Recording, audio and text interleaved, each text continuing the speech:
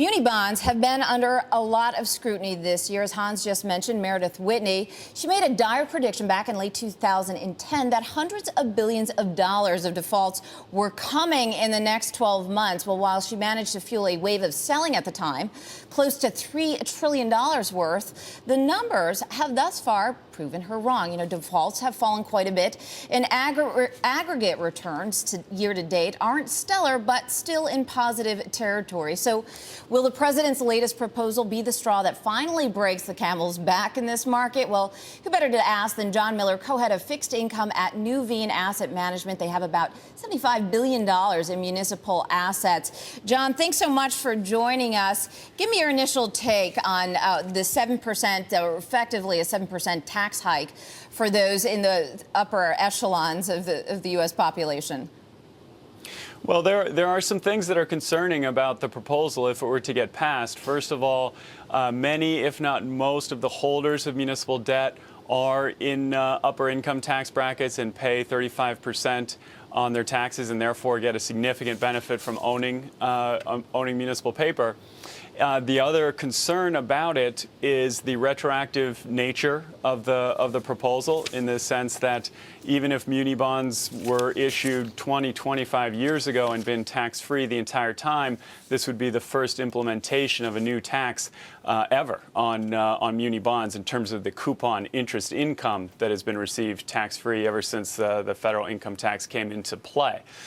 So it's not something that the market has overreacted to just in the last several days. In the short term, the market's been very steady because of the chances of passage seem like they might be pretty slim.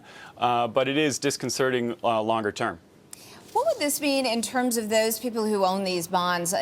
Would you start to see, just from the fund level, would you expect to see some outflows there? But at the same time, I guess a lot of people would actually have the price of their bonds or the NAV of your fund would actually fall quite a bit if this were to happen. It's not just that the income would be taxed at a lower rate, or would be taxed at a higher rate, if you will.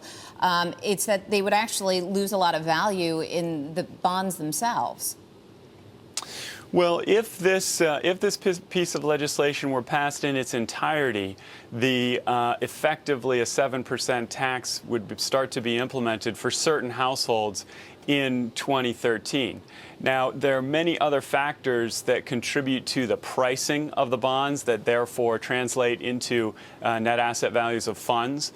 And those are the general levels of interest rates, confidence about credit, the trends of credit, the credit spreads, supply and demand issues. So all of those factors also come into play. Municipals right now are still attractive even if the benefit were 28%. But in 2013, those other factors that I mentioned, you don't know exactly what they're going to look like at that time. All right, we mentioned it could be detrimental to demand, though. We mentioned Meredith Whitney. Many of her predictions not coming true thus far. How have fund flows been since then? At the beginning of the year, there was quite a bit of outflow. Are you starting to see inflows? And how has performance been overall? The outflows were sharpest in January of 2011. And then each subsequent month, the outflows were less until the June period. Over the course of the summer, industry-wide outflows turned to inflows. For June, July, some moderate outflows in August, and then inflows again in September. So demand appears to be picking up. In addition, a lot of bonds are continually getting called. They're also producing cash flows for the holders of those bonds, and that often tends to get reinvested in the market, and supply is down. And interest rates are down, and credit is improving.